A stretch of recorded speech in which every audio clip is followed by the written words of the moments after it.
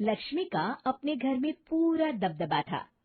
Hitler की तरह वो सारा काम अपने पति और बेटे से करवाती। धीरे धीरे उसके पति की तबीयत खराब रहने लगी। सुनो जी, अब आप बुजुर्ग हो गए हो, काम में भी अब हाथ आपके फुर्ती से नहीं चलते। अरे भाग्यवान, भगवान से डर। तुझसे मैंने शादी अपने इकलौते बेटे के अच्छे पालन पोषण के लिए की थी, लेकिन तूने तो उसका बेड़ा गर्क कर दिया। मैंने क्या किया? पढ़ाया लिखाया, अब नौकरी नहीं लग रही तो मैं कैसे जिम्मेदार हो गई? अब घर में बैठकर रोटी तोड़ रहा था तो मैंने कहा काम ही कर ले। एक तो भला करो और ऊपर से बातें सुनो। तभी सारंग वहां आ जाता है। बहुत भूख लगी है माँ, कुछ खाने को दे दो।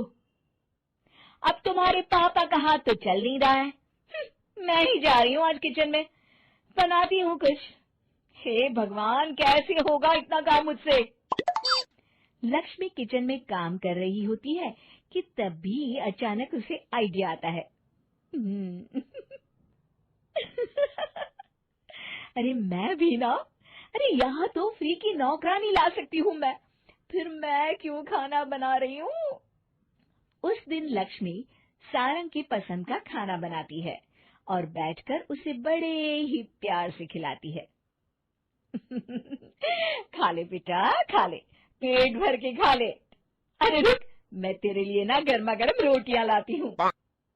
सारंग और उसके पिता एक दूसरे की ओर बड़े ही हैरानी से देखते हैं। बेटा सारंग, जरूर दाल में कुछ काला है, वरना ये औरत तो हमें बासी खाना भी सुकून से ना खाने दे। सुनील की बात लक्ष्मी सुन लेती है और जोर जोर से चिल्लाने लगती है। अरे हाँ हाँ, भलाई का तो जमाना ही नहीं रहा। एक तो आग में खुद को जलाकर तुम लोगों के लिए खाना बना रही हूँ और ऊपर से तुम्हें दाल काली लग रही है। अरे माँ, पिताजी का ये मतलब नहीं था, तुम बुरा मत मानो। अरे हाँ बेटा, तू कहता है तो मान लेती हूँ। लक्ष्मी सारंग के पास बड़े ही प्यार से बैठ जाती है और फिर कहती है, बेटा मैंने ना तेरी शादी करने की सोच ली है। अब तेरे पिताजी के हाथ भी नहीं चलते, तो सोच रही हूँ तेरे लिए बीवी ले आऊं। अब पता नहीं ना मैं भी कब मर जाऊं। अब ऐसे भाग्य भी कहाँ है हमारे। क्या कहा? अरे हाँ हाँ, तुम तो चाहते ही हो कि मैं मर जाऊं, लेकिन मैं अपनी प्यारी बहू का चेहरा देखे बिना नहीं मरूंगी। हाँ माँ, शादी तो मैं कर लूं, लेकिन मैं नौकरी नहीं करता, फिर कोई क्यों देगा मुझे अपनी बेटी? अरे क्यों नहीं देगा बेटी? इतना बड़ा घर, खेल खलियान है, किस चीज की कमी है हमारे पास? जो आएगी राज करेगी, राज। हम तो ना कर पाए राज, ये बोलो कि एक और नौकर तुम्हारे पास आ जाएगा। मैं कहती हूँ चुप हो जाओ। अरे खुद के घर का खाना बनाएगी तो क्या नौकरानी हो जाएगी? अब तुमसे तो किचन का काम होता नहीं, तो कोई तो करेगा ना। ठीक है माँ, तुम जैसा सही समझो बस।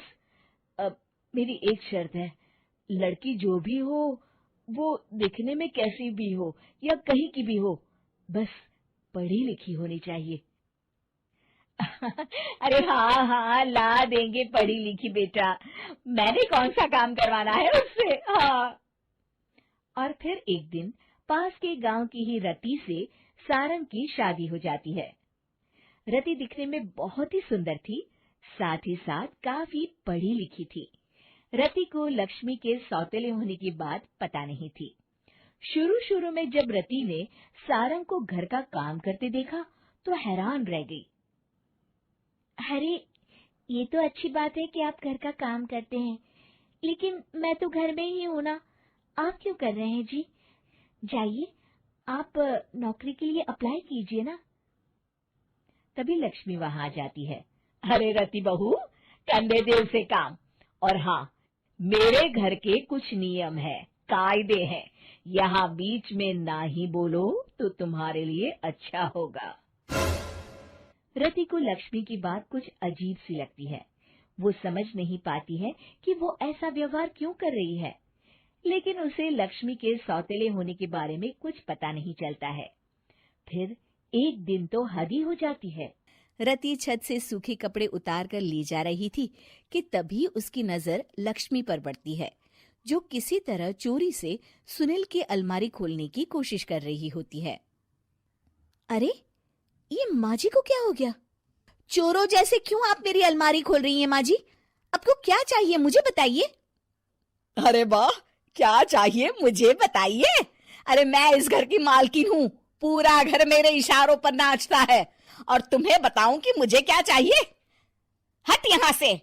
और वो उसे जोर से धक्का देती है। जैसे ही लक्ष्मी रति को धक्का देती है, उसके सर पर चोट लग जाती है और वो बेहोश होकर गिर जाती है। रति के आसपास पूरा परिवार खड़ा रहता है। डॉक्टर जैसे ही उसे देखकर जाता है, रति को होश आता है। अरे बेटा, तुम दूर क्यों खड़े हो? मेरे पास आओ, मैं तुम्हारी माँ हूँ, कमला। रति के मुंह से लक्ष्मी सारंग की माँ का नाम सुनती है तो हैरान सी रह जाती है। क्या बोला रति बहू? चुप कर डायन, तूने मेरे पति और बेटे का हाल बेहाल कर दिया। अब तू मेरी बहू को भी गुलाम बनाना चाहती है? रुक, अभी मजा चखाती हूँ। ये कहकर जैसे उसे पकड़ने की कोशिश करती है, लक्ष्मी वहां से भाग जाती है। लक्ष्मी के जाने के बाद रति अपने ससुर और पति की तरफ देखकर मुस्कुरा देती है। दोनों समझ जाते हैं कि ये रति की चाल है। अगली सुबह लक्ष्मी का पति खाना लेकर खेत में जाने के लिए निकल ही रहा होता है कि लक्ष्मी उसे रोक देती है। अरे कहाँ चल दिए खाना लेकर? आज घर का काम कौन करेगा? तभी पीछे से रति आ जाती है और जोर से चिल्लाती है। कौन इनको काम पर जाने से रोक रहा है? मैं अभी उसे मजा चखाती हूँ। जैसे ही रति लक्ष्मी की तरफ बढ़ती है, लक्ष्मी घबरा जाती है। मैं तो मजाक कर रही थी बहन। आखिर मैं कौन होती हूँ रोकने वाली? मैं तो बस ये पूछ रही थी कि घर का काम कौन करेगा। कौन क्या? तू करेगी। चल उठा झाड़ू और शुरू हो जा। लक्ष्मी पूरे घर में झाड़ू पोछा लगा रही होती है कि अचानक सामने सारंग खड़ा हो जाता है। अच्छा माँ, मैं काम पर जा रहा हूँ। रति के मामा की फैक्ट्री है, मैं वहां आज से मैनेजर के तौर पर काम करूंगा। सैलरी भी अच्छी है। अरे सारंग, तुझे क्या जरूरत पड़ गई काम करने की? और बेटा तू बाहर काम करेगा तो इस बड़े से घर को मैं कैसे संभालूंगी? अभी तो पूरा काम बाकी पड़ा है। तभी वहां रति आ जाती है। अरे बेटा सारंग, जा, नौकरी पे जा रहा है ना, जा। और हाँ, आते वक्त घर के लिए सब्जियां ले आना। ये लक्ष्मी बैठी बैठी मोटी हो रही है, जरा काम भी तो कर ले। सारंग के जाने के बाद, अच्छा लक्ष्मी, सुन जरा यहाँ। लक्ष्मी अपनी बहू रति को सारंग की पहली माँ जो मर गई है वो समझकर उसके पास जाती है। अरे बहन, ऐसा क्या हो गया जो तुम्हें वापस आना पड़ा? मैं तो बड़े ही प्यार से इस परिवार को चला रही थी। प्यार से तो मैं बहुत साल से तुझे मजा चखाना चाहती थी, लेकिन किसी औरत का शरीर मुझे नहीं मिल रहा था प्रवेश करने के लिए। अब से ना मैं बहू के शरीर में रहूंगी। और हाँ, तूने कोई भी चालाकी दिखाई या मेरे घर के लोगों को परेशान करने की कोशिश की तो तेरा गला दबा दूंगी। लक्ष्मी रति के मुंह से ये सुनकर डर जाती है और शाम को अपने बेटे और पति के सामने जाकर कहती है, तुम दोनों मुझे माफ कर दो। मैं अब तुम दोनों को कभी परेशान नहीं करूंगी। और बहू, तुम मेरी बेटी की तरह हो, बस अब बेटी की तरह ही बनकर रहना।